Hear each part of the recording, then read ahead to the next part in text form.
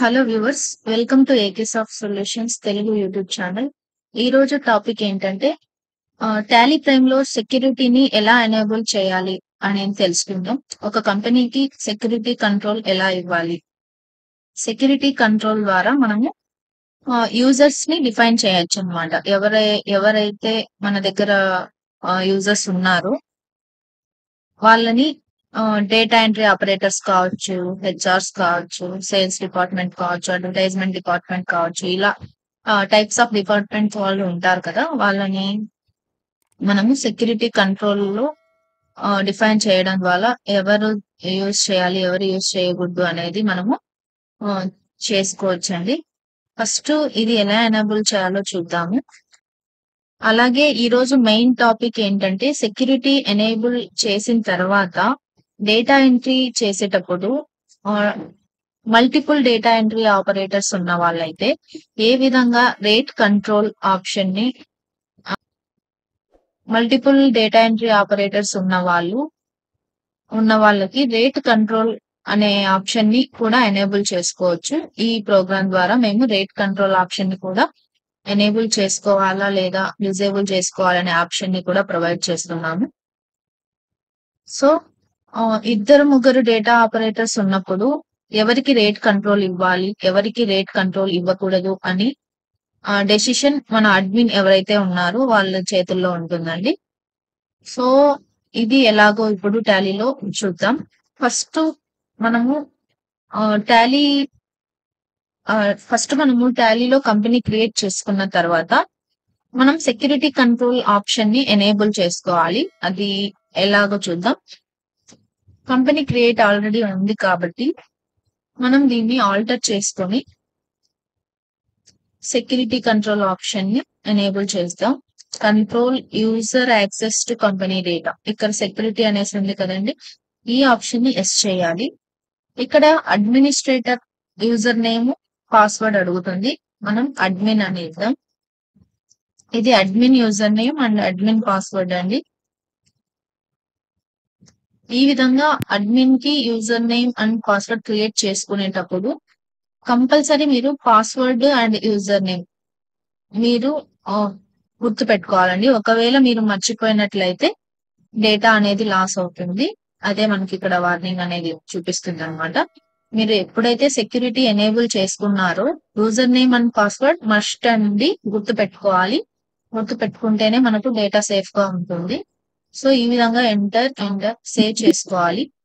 ఈ విధంగా మనము కంపెనీకి సెక్యూరిటీ కంట్రోల్ అనేది ఇచ్చాము.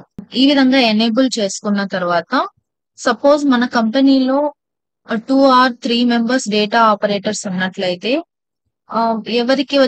ఎవరికి నచ్చిన రేటు వాళ్ళు వేస్తూ సేల్ ఓచర్ ఎంటర్ చేయడానికి లేకుండా మనం ఒక ప్రోగ్రామ్ అనేది చేయడం జరిగింది. అంటే అడ్మిన్ ఏదైతే రేట్ ని డిసైడ్ చేస్తారో పర్టికులర్ ఐటమ్ కి, ఆ ఐటమ్ కి ఈ రేటే కన్ఫర్మ్ గా ఇవ్వాలి అనేసి కొంతమంది యూజర్స్ కి డిఫైన్ చేయడం జరుగుతుంది అనమాట. కొంతమందికి వచ్చేసి వాళ్ళు ఏ రేట్ అయినా ఇవ్వచ్చు, వాళ్ళ డెసిషన్ మీద డిపెండ్ అయి ఉంటుంది. ఈ విధంగా మనకు రేట్ కంట్రోల్ ఫర్ యూజర్స్ అనేసి ఒక ప్రోగ్రామ్ అనేది చేయడం జరిగింది.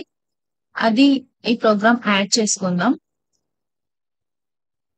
ఇది ఆల్రెడీ నేను యాడ్ చేశానండి.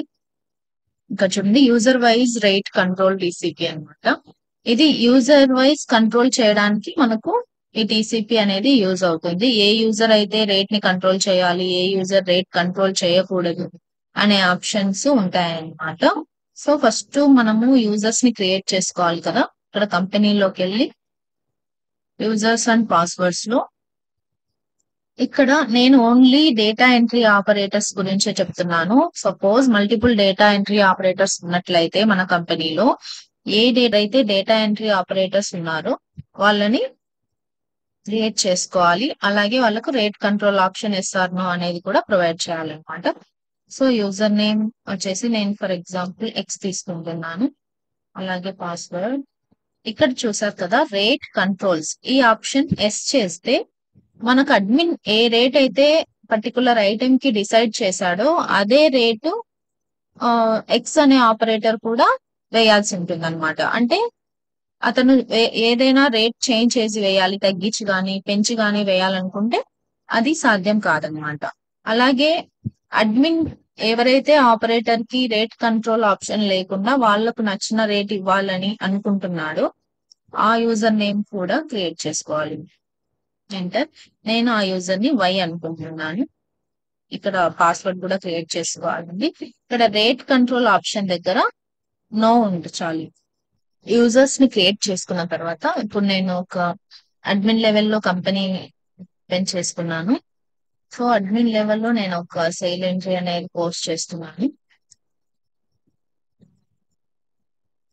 ఒక 10 ఐటమ్స్ సేల్ చేస్తున్నాను. ఇక్కడ చూసారు కదా, స్టాండర్డ్ రేట్ అనేది మనము ఐటమ్ అనేది ఇవ్వాలండి. కంట్రోల్ ఎంటర్ ఇచ్చి ఇక్కడ ఆల్టర్ స్టాండర్డ్ రేట్స్ అనే ఆప్షన్ ఎస్ చేసుకోవాలి. ఇక్కడ చూడండి, స్టాండర్డ్ సెల్లింగ్ ప్రైస్ వచ్చేసి 18,000 గా అడ్మిన్ అనేది డిసైడ్ చేయడం జరిగింది. 18,000 కి ఇది స్టాండర్డ్ రేట్. ఈ రేట్ కి సేల్ చేయడం జరిగింది అడ్మిన్. సో నెక్స్ట్ ఇప్పుడు యూజర్ లెవెల్లో చూద్దాం. యూజర్ లెవెల్లో కంపెనీ ఓపెన్ చేసుకొని ఇప్పుడు ఎక్స్ అనే యూజర్ ఎంట్రీ చేయాలి. డేటా ఎంట్రీ ఎక్స్ అనే యూజర్ చేస్తున్నాడు అనుకున్నాం. ఇతను వచ్చేసి ఓచర్ పోస్ట్ చేస్తున్నాడు. ఫర్ ఎగ్జాంపుల్ ఒక 2 ఐటమ్స్ ఇతను సేల్ చేస్తున్నట్లయితే దీనికి మనము సెక్యూరిటీ ఆప్షన్ అనేది మనము ఎస్ చేసాం కదా, అంటే ఇతను రేట్ కంట్రోల్ చేయకూడదు అనే ఆప్షన్ మనం ఎస్ చేసాం. అంటే ఇతని చేతిలో రేట్ కంట్రోల్ అనేది ఉండదు. ఎందుకంటే ఇతను రేట్ కంట్రోల్ అనేది చేయకూడదు అనే ఆప్షన్ ని మనం ఎస్ చేసాం కాబట్టి, అంటే అడ్మిన్ ఏదైతే డిసైడ్ చేస్తుంటాడో అదే రేటు ఇతను వేయాల్సి ఉంటుంది అనమాట. అందుకే అది రేట్ ఆప్షన్ దగ్గర స్కిప్ అయిపోతుంది. చూడండి,